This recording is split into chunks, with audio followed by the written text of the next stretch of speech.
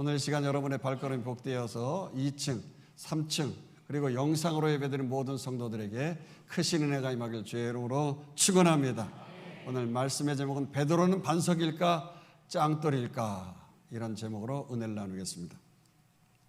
노예제도 폐지 문제로 발발한 미국의 남북전쟁은 4년간 당시 인구의 3%에 해당하는 103만 명이 죽었다는 참혹한 전쟁이었습니다.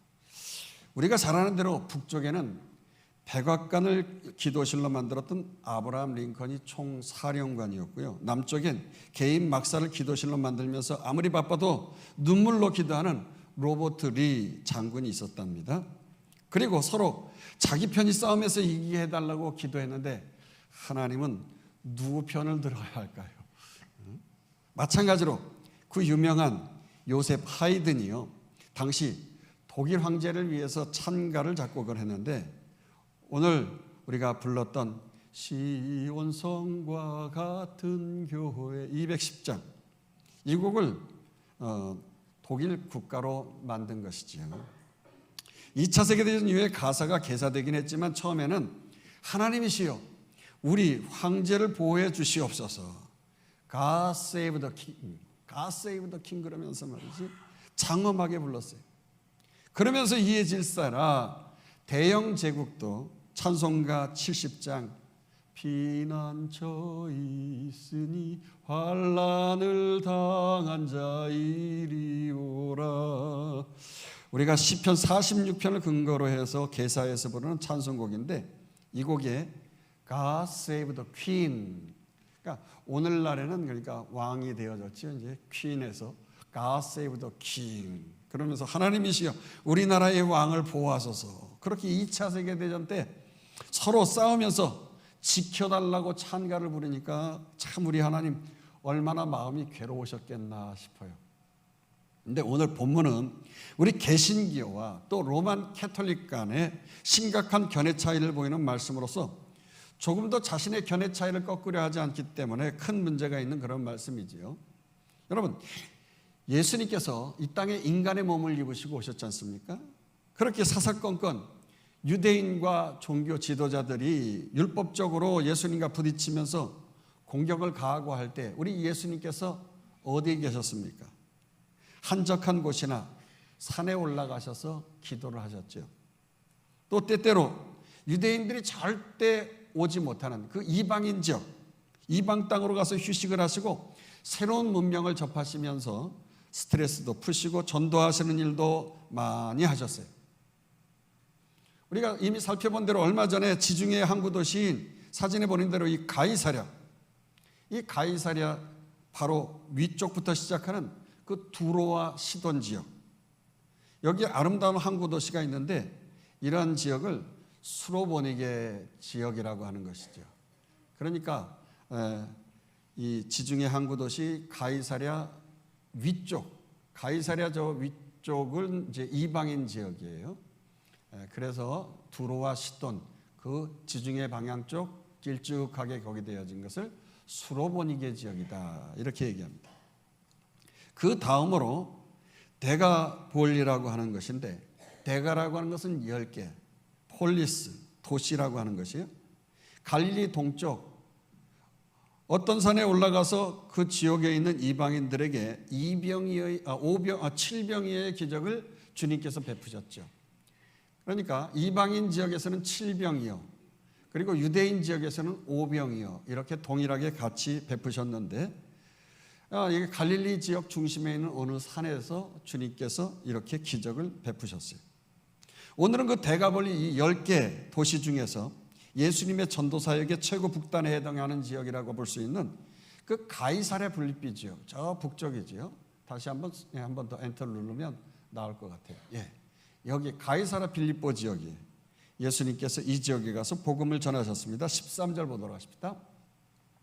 예수께서 빌립보 가이사랴 지방에 이르러 제자들에게 물어 이르시되 사람들이 인자를 누구라 하느냐.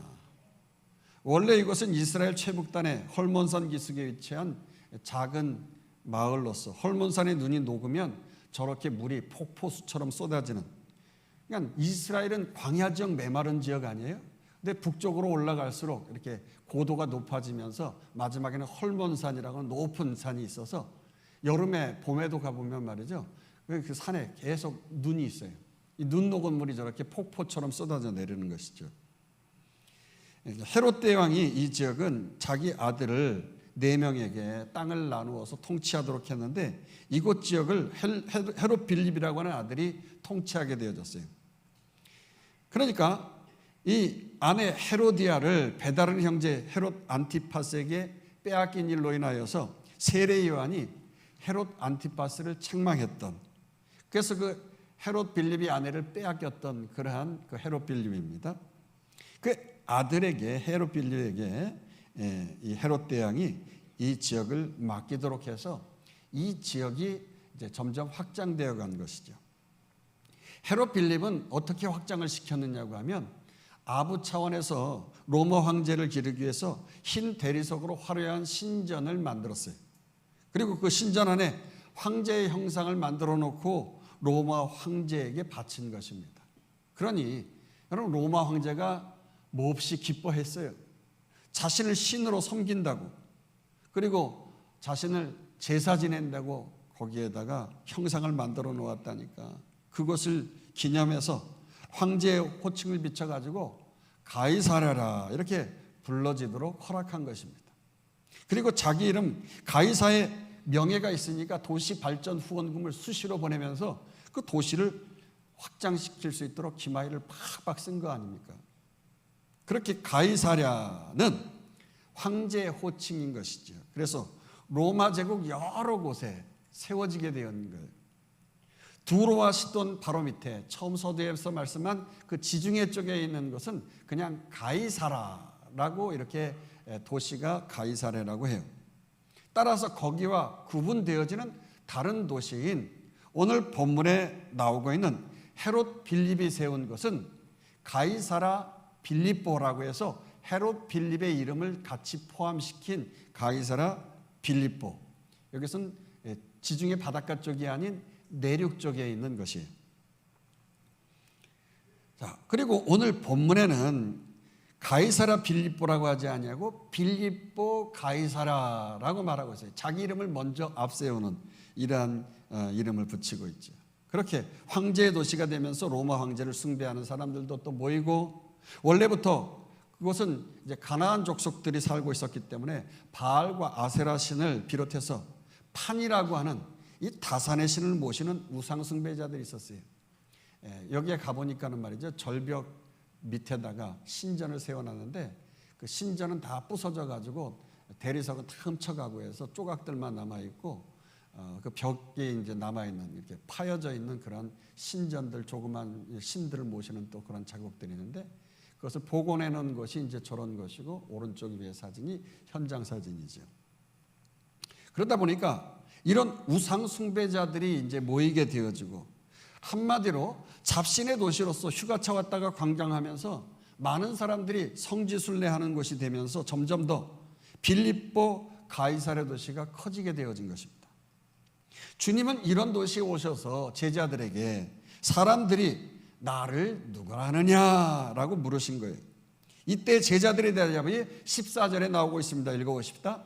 이르되 더러는 세례 요한, 더러는 엘리야, 어떤 이는 예레미야나 선지자 중에 하나이다. 예수님은 지금 제자들로 하여금 너희가 믿고 따르는 자가 누구신지 참된 신앙 고백을 분명히 하게끔 이끌어내시는 것입니다.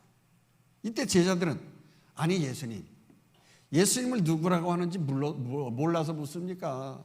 지금 사람들한테 스트레스 받아가지고 이 땅에 휴식하러 오신 이유가 뭡니까? 헤롯 안티파스는 죽은 세례 요한의 귀신이 살아왔다고 하지 않았습니까? 바리새인들은요, 똥파리, 그 파리의 대왕, 귀신의 왕 바알세불의 아바타라고 하지 않았습니까? 또 많은 사람들은 이단 사입이라고 하고 있습니다. 그런 부정적인 평가가 아니라 오늘 본문에서는요, 나름대로 긍정적인 평가만을 주님께 말하고 있어요. 첫 번째로 모두가 존경하고 도덕적으로 청빈한 그런 세례 요한이라고 전달을 했어요. 또한 엘리야라고 말을 했어요. 엄청난 기적과 능력을 보여준 그런 능력의 선지자 말입니다. 그리고 마지막에 멸망당할 그 이스라엘의 민족과 나라를 위해서 눈물을 흘렸던 예레미야 선지자처럼 우리 예수님도 로마에 대항하면서 시달리게 되어질 그 백성들을 창자가 끊어지는 듯한 그러한 애간장이 타는 그러한 불쌍히 여기는 마음으로 예루살렘을 향해서 눈물을 흘리는 선지자처럼 여겼다고 말을 했어요. 당시 많은 사람들은 예수님을 3년 동안 따라다니면서 많은 걸 보고 많은 가르침을 들었어요. 그런데 마지막 결론이 뭐냐? 바로 선지자라고 했어요. 선지자. 다시 말하면 하나님이 쓰시는 훌륭한 사람, 요즘으로 말하면 4대 성인 중에 한 사람이다, 이런 말이지요. 그런데 여러분, 제자들은요, 이런 고백을 가지고는 절대 진정한 제자로서의 아름다운 삶을 살아갈 수가 없는 거예요. 특별히 세상이 점점 이렇게 가이사랴 빌립보처럼 더 발전하고 하나님 없이도 얼마든지 세상에 엔조이하면서 살 수 있는 것 같고 말이죠. 그 외에 각종 우상이 만연해서 우상 만능주의 속에서 살아가면 살아갈수록 과연 내가 믿고 따르는 그 예수 그리스도가 누구신지, 예수 그리스도에 대한 신앙 고백이 확실하지 않으면 세상의 부평초처럼 신앙이 막 흔들릴 수 있다고 하는 것이, 그래서 제자들은 분명한 신앙 고백이 필요한 것이죠. 그 마음으로 분명히 그분이 누구신지 알아야 되고 입으로 시인하면서 고백하는 것이 매우 중요한 거예요. 그래서 로마서 10장 10절에서 사람이 마음으로 믿어 의에 이르고 입으로 시인해야 된다고 그랬어요. 그래야 구원 얻는다는 거예요. 할렐루야. 따라서 주님은 제자들에게 다시 한번 물으신 것입니다. 15절 보도록 하실 때 이르시되 너희는 나를 누구라 하느냐. 예수님께서 다른 사람들의 견해보다도 이렇게 각자 제자들에게 다시 한번 물으신 것은 예수님의 제자들에게 있어서 무엇보다 바른 신앙 고백이 매우 중요하기 때문인 거지요.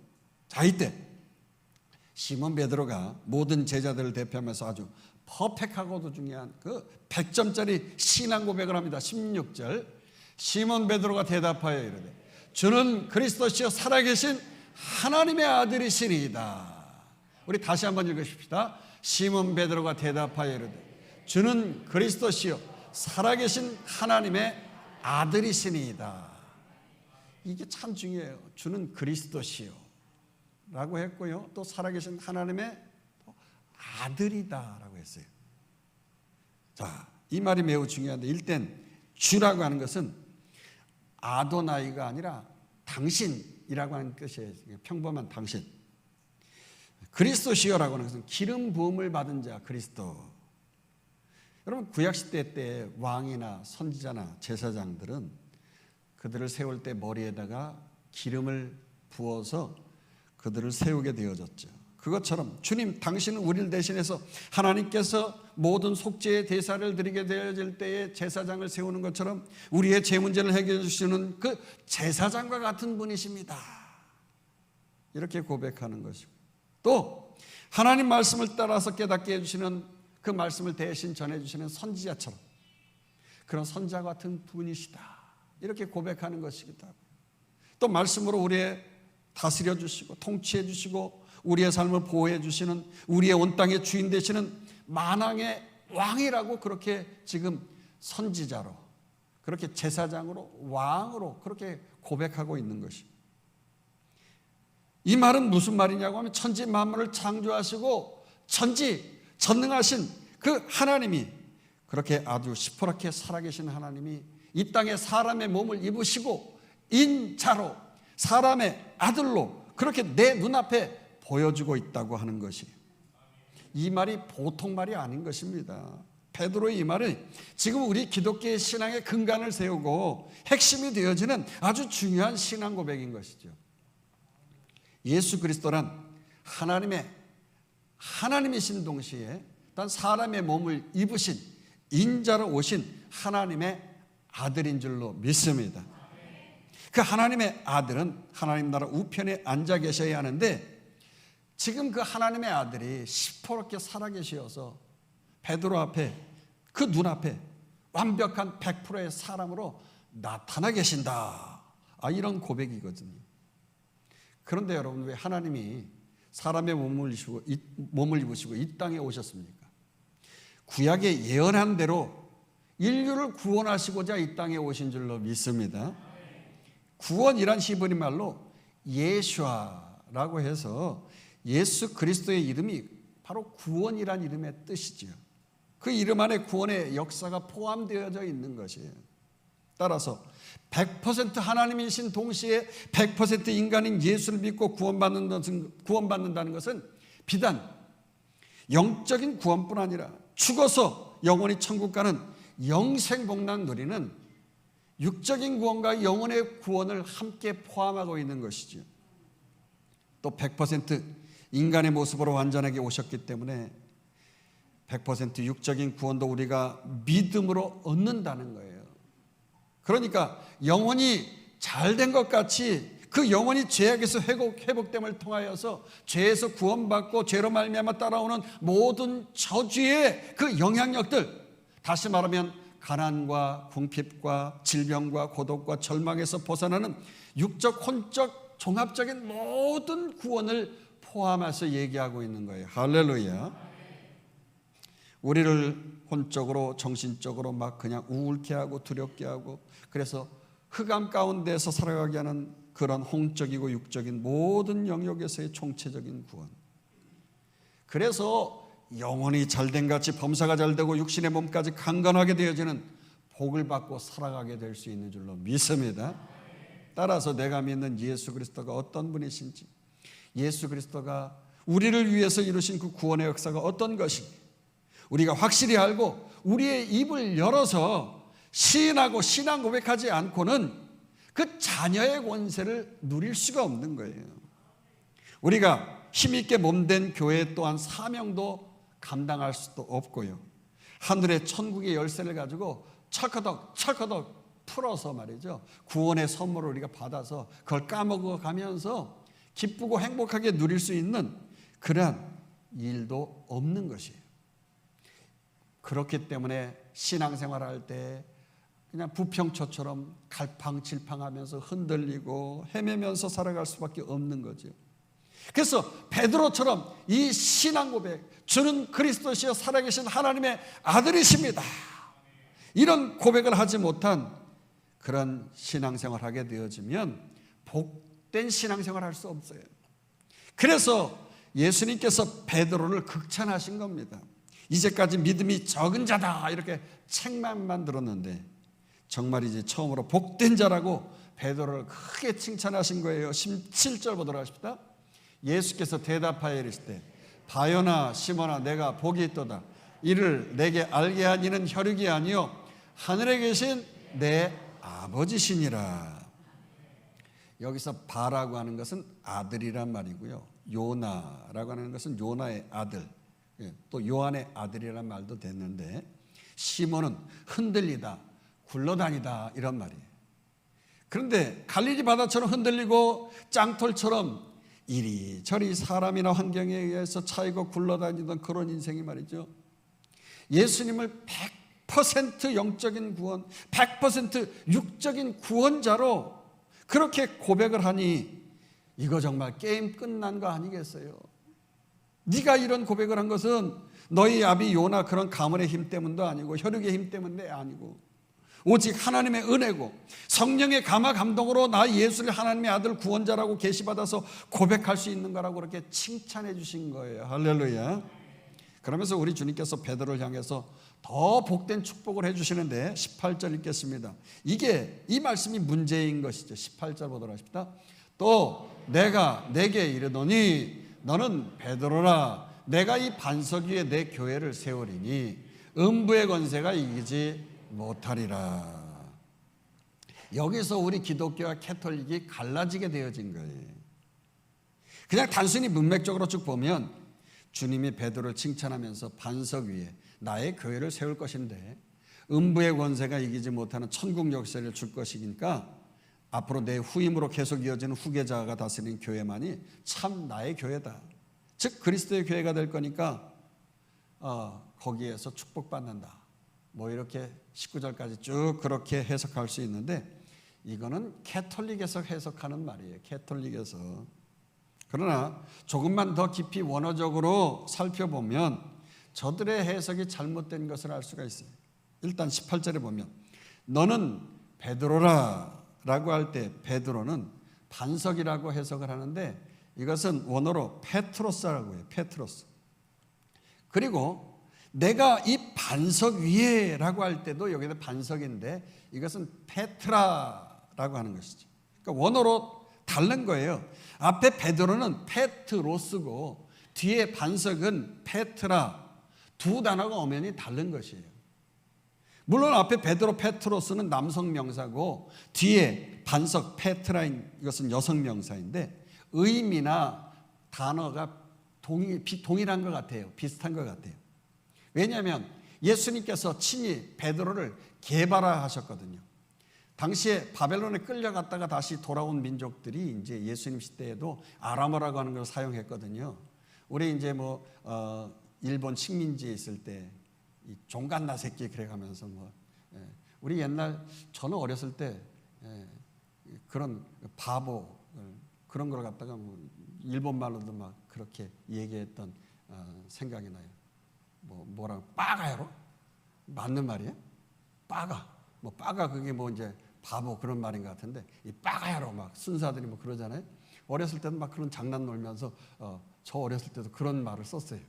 그러니까 예수님 시대에도 그 바벨론에 끌려갔다 온 그런 시대의 말을 좀 계속 썼던 거죠. 그게 뭐냐면 게바거든요. 성경에서는 게바라고 계속 표현을 하고 있어요. 그러니까 게바가 페트로스나 페트라 두 단어 모두 구분 없이 적용되어지는 말이긴 합니다만은 그러나 지금 세리마태는요 참 꼼꼼해요. 세리로서 장부를 기록하듯이 꼼꼼하게 그렇게 기록을 하다 보니까 감사하게도 이 단어 앞에 베드로는 페트로스다. 또 뒤에 반석은 페트라라고 명확하게 구분해서 기록하면서 오늘날 이렇게 개신교와 기독교를 분명하게 구분하게 되어지는 전환점이 되어진 것이죠. 여러분 요르단에 가게 되어지면 이런 페트라라고 하는 큰 바위 성으로 만들어 놓은 도시가 있어요. 가보니까 그냥 큰 돌을 조각을 해가지고 저렇게 집을 만들어서 거기에서 살더라고요. 근데 이 성을 처음 깎아 만들기 전에 큰 오리지널 이 암석 있잖아요. 이 암반 이거 자체를 페트라 반석이라고 합니다. 그리고 그 페트라를 깎아서 쪼개어 가지고서 조각돌로 나오진 것을 페트로스 짱돌 떨어져 나온 것을 페트로스. 그러니까 베드로 이걸 반석이라고 하는 거예요. 같은 반석이라고 발음을 하지만은 구분 없이 쓰여지지만 엄연히 지금 구분되어지는 거예요. 그러니까 큰 암석의 페트라 여성 명사 이거는 항상 여성 명사들은요 큰 어떤 지구, 땅 이런 것들 자연 것들을 얘기하는 거거든요. 이런 것들을 mothers라고 그래요. mother. 그래서 여성 명사로 항상 쓰여지거든요. 오리지널 페트라 이 여성 명사에서 뜯어낸 돌멩이 짱돌이 바로 남성 명사 페트로스 베드로라고 하는 것이죠. 그러니까 이걸 종합해 본다고 하면 베드로가 신앙으로 고백했던 예수님의 반석 위에다 그 예수님의 에클레시아 즉 주님께서 불러 모으신 교회 공동체를 세우시겠다는 거예요. 그리고 그 예수 그리스도를 주로 고백하는 그 말씀의 통치와 다스림을 받는 그 사람들이 모인 공동체인 교회에게 결탄코 음부의 권세, 즉 사망의 권세, 죽음의 권세가 이길 수가 없다는 것이죠. 그런 것처럼 여러분 따라서 중요한 것은 우리가 예수님을 구주로 고백하고 예수님의 하나님의 말씀의 통치와 다스림의 영역 안에서 즉 주님의 몸된 공동체 교회 안에서 붙어 있어야 한다고 하는 것이죠. 이 짱돌은 자기들끼리만 있으면 안 되는 것이고요. 주님의 몸된 교회에 있을 때 반석으로서의 그 능력을 발휘할 수가 있는 거예요. 그렇기 때문에 우리 성도들은요 나 혼자서 신앙생활에서는 절대 안 되는 것이고 절대 음부의 권세, 사망의 권세, 죽음의 권세를 이길 수 없는 거예요. 교회 공동체 안에서 함께 모여서 격려받고 또 신앙생활 하면서 아이고 내가 집사지, 권사지, 목사지 그래가면서 눈치도 봐가면서 잘못된 길로 가는 거 돌이켜가면서 이기고 성장하고 승리하게 되는 거예요. 할렐루야. 그러면서 이때 음부의 권세를 이길 수도 있고 성도들에게 천국 열쇠가 맡겨지는 거거든요. 그래서 19절에 이렇게 말씀하고 있어요. 내가 천국 열쇠를 내게 주리니 내가 땅에서 무엇이든지 매면 하늘에서도 매일 것이요 내가 땅에서 무엇이든지 풀면 하늘에서도 풀리리라 하시고, 여기 천국의 열쇠라고 했는데 단수로 한국말은 기록되어 있지만 영어 성경에 원어에 보면 모든 것에는요 다 복수로 쓰여져 있어요. The keys of the kingdom of heaven이라고 했어요. keys, 복수로 s라고 붙어 있단 말이에요. 열쇠들. 그러니까 천국은 열쇠가 주어지게, 천국의 열쇠가 주어지는데 한 개가 아니라 캐톨릭에서 말하는 대로 베드로에게 한 개만 준 게 아니라는 거예요. 그리고 그의 후손들인 신부들 어떤 특정한 사람에게만 주어진 게 아니라는 거예요. 그래서 그 천국의 열쇠를 여는 사람, 신부, 거기에 가서 고해성사해야만이 회개받고 천국 갈 수 있다고 그러는데 아니라는 거예요. 더 분명한 것은 예수님께서 직접 천국에 대한 동일한 말씀을 마태복음 18장 18절에 하셨는데 여기에 아주 더 정확하게 말씀을 하셨어요. 한번 보도록 하십시다. 진실로 너희에게 이르는 무엇이든지 너희가 땅에서 매면 무엇이든지 땅에서 풀면 하늘에서도 풀리리라. 여기서 보니까 제가 무엇이든지라고 실수했는데 뭘 실수했어요? 너희가 이거 빼먹었잖아요. 네. 자, 여기에서 여러분들이 생각하시라고 너희를 빼먹었어요. 자, 아까는 내가라고 했는데 내가 아니라 지금 여기에서는 예수님이 다시 가르쳐 주시는데 너희가라고 했어요. 복수란 말이에요.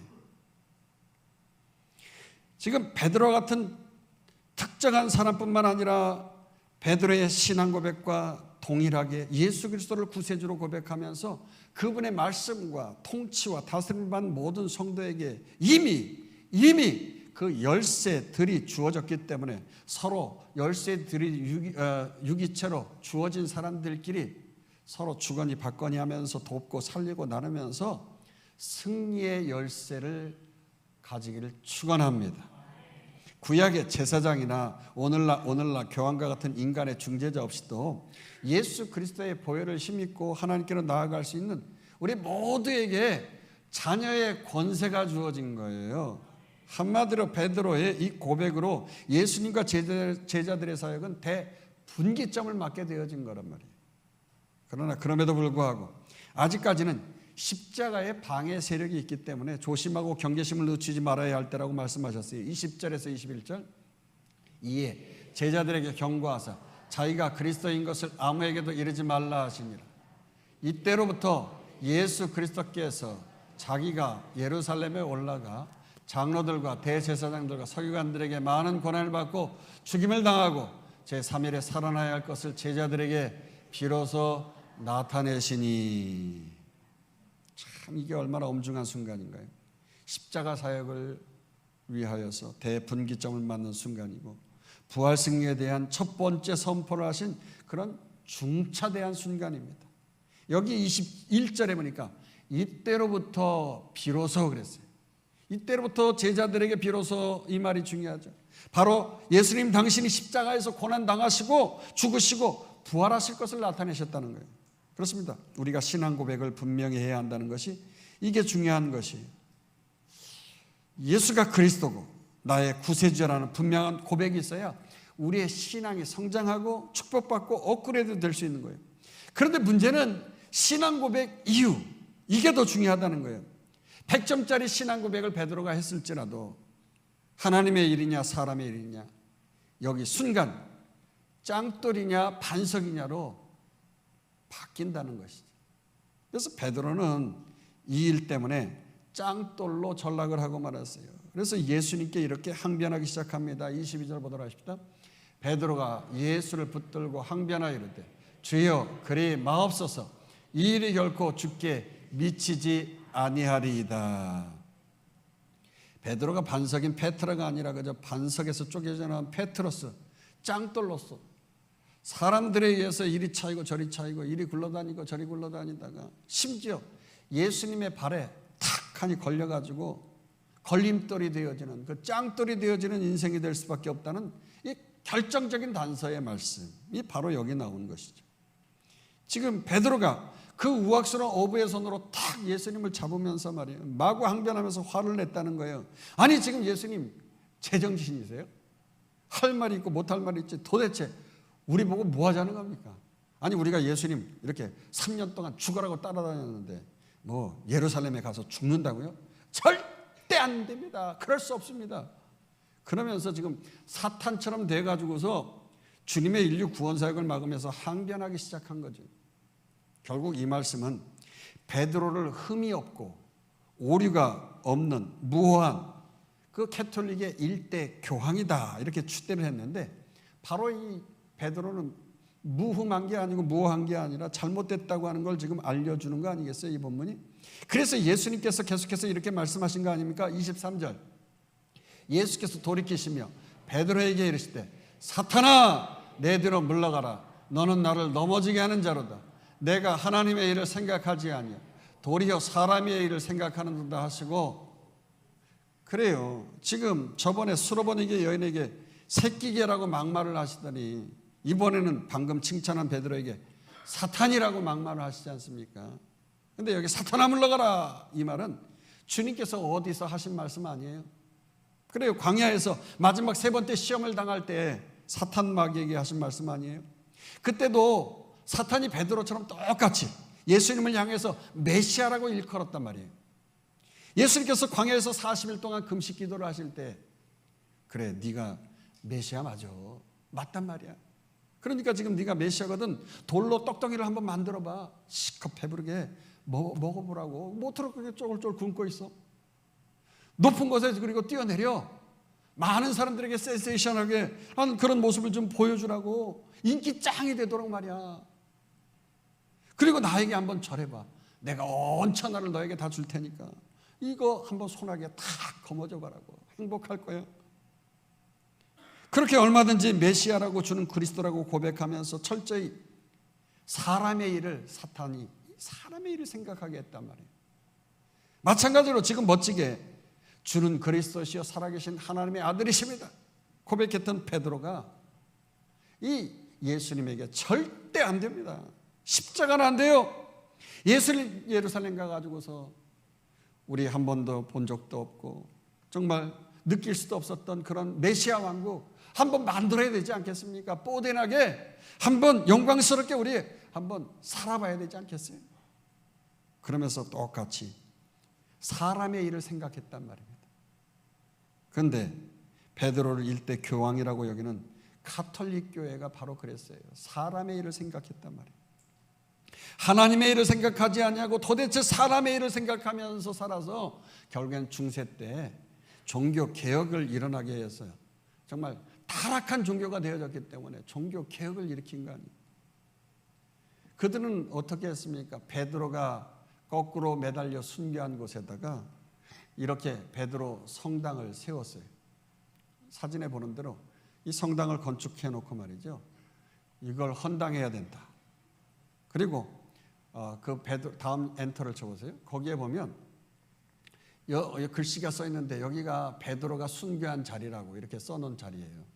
거기가 그 장소라고 하면서 성당을 지어놓고 너희들 천국 가려고 하면 여기에서 바로 베드로의 열쇠를, 천국의 열쇠를 가지고 있으니까 그 열쇠를 가지신 베드로를 향하여서 기도하고 예배 드려야 되지 않겠느냐. 그러면서 여기에서 헌당해서 바치자고, 그러기 위해서 돈을 내라고 건축비를 걷었어요. 그런데 문제는 천문학적인 공사비가 만들어지다 보니까 이 공사비 충당하기 위해서 결국 면죄부라고 하는 걸 만들어 팔았어요. 면죄부. 여러분, 이 면죄부를 사야 천국에 들어갈 수 있습니다. 그러면서 천국의 열쇠, 이 교황 베드로가 가졌듯이 말이죠. 우리의 후손 교황들, 앞으로의 캐톨릭 교회가 이걸 가지고 있는 사람들은 면죄받고 다 천국 갈 수 있습니다. 그러면서 땅에서 매면 하늘에서도 매이고 땅에서 풀면 하늘에서 풀리니까, 그러면서 이 열쇠 가지고 있는 베드로 성당, 이걸 만들려고 말이죠. 면죄부 팔아가지고 성당 지은 거 아니겠어요? 야, 하나님께서 여러분요, 마음에 합한 다윗을 향하여서 그렇게 내 마음에 합한 사람이라고 말씀했지만, 그래서 다윗이 하나님, 내가 당신을 향하여서 성전을 지어드리고 싶습니다. 그랬을 때 하나님께서 다윗을 위하여서 야, 네 말은 고맙지만 전쟁에 나가서 피를 흘린 너의 그 성전 건축은 받지 않겠다고. 그런 하나님이시에요. 온 땅에 편만하신 하나님은 아니 성냥갑과 같은 그런 것에 들어가서 살라고 신뢰를 저질러도 이분 쓰지 말이죠. 하나님이 뭐가 아쉬워서 인간이 지은 그런 성전을 받으시겠냐는 거예요. 그런 부도덕한 그러한 죄를 저지른 그러한 면죄부 팔아서 만드는 그 성전을 거기에서 무슨 예배를 받으시겠어요? 그러므로 여러분, 우리 개신교에서는 이 성전 가지고 헌금 거두면서 장난치는 거, 이거 절대 안 되는 거예요. 캐톨릭처럼 해서는 안 되는 거예요.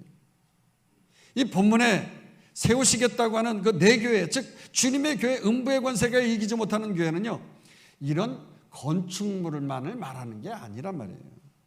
우리 마음 가운데 하나님의 나라가 이루어지는 것, 즉 하나님의 말씀이 다스림 속에서 항상 나 자신을 죽이고 자아를 죽이고 오직 하나님을 드러내면서 영광을 드러내는 내 삶의 전체를 얘기하는 것이에요. 우리 몸은 거룩한 성전이라고 했으니 우리 몸의 모든 삶의 영역 속에서 일어나는 것이 하나님의 영광을 받으시는 것인 줄로 믿습니다. 그런 하나님 마음에 합한 자, 그런 공동체, 그런 에클레시아의 공동체를 받으시는 거죠. 이런 교회 건축물 이런 것 때문에 먼저 주의 사역을 감당하지 못하고 하나님의 일을 생각하지 못하고 도리어 사람의 일을 생각해서는 결코 안 되는 거죠. 따라서 오늘 본문 마지막 구절은 이렇게 말씀하고 있어요. 24절, 이에 예수께서 제자들에게 이르시되 누구든지 나를 따라오려거든 자기를 부인하고 자기 십자가를 지고 나를 따를 것이니라. 누구든지 나를 따라오려거든 자기를 부인하라는 거예요. 내 에고를 부정하라는 거예요. 십자가를 그리고 따르라는 건데, 여기 십자가를 무조건 고생 죽살나게 하는 말로 여기서는 또 안 되는 것입니다. 우리가 고생하고 당해야 할 죄와 저주와 사망의 십자가는 이미 우리 주님께서 다 져주신 줄로 믿습니다. 그렇다고 제자의 길이 무조건 축복만을 강조해서 기복적인 길이라고 또 오해해서는 안 되는 것입니다. 그저 온유하고 겸손하게 하루하루 나에게 주신 주님의 말씀, 그 레마의 말씀으로 나를 살리는 말씀이고, 그 말씀의 통치를 받고 다스림 받으면서 오늘 내 자아를 죽이는 거예요. 그 말씀으로 내 자신을 셀프 컨트롤 해가면서 그 십자가의 길을 가는 것, 그것이 바로 진정한 십자가의 길인 줄로 믿습니다. 그럴 때 그 말씀 안에 들어있는 천국보의 온갖 좋은 것들이 다 나에게서 받아 누려지면서 철커덕 열려지면서 천국을 경험하게 되어지는 놀라운 기쁨의 역사가 주어질 줄로 믿습니다. 이번 한 주간 동안도 우리와 우리의 자녀들, 우리 주님 예수께서 이미 십자가로 이루신 그 복되고 아름다운 천국의 나라를 누리면서 살아가기 위해서 말씀 안에서 온전히 예수만 드러나는 삶을 살아가시길 다시 한번 주의 이름으로 축원합니다. 우리 함께 합심해서 기도하십시다.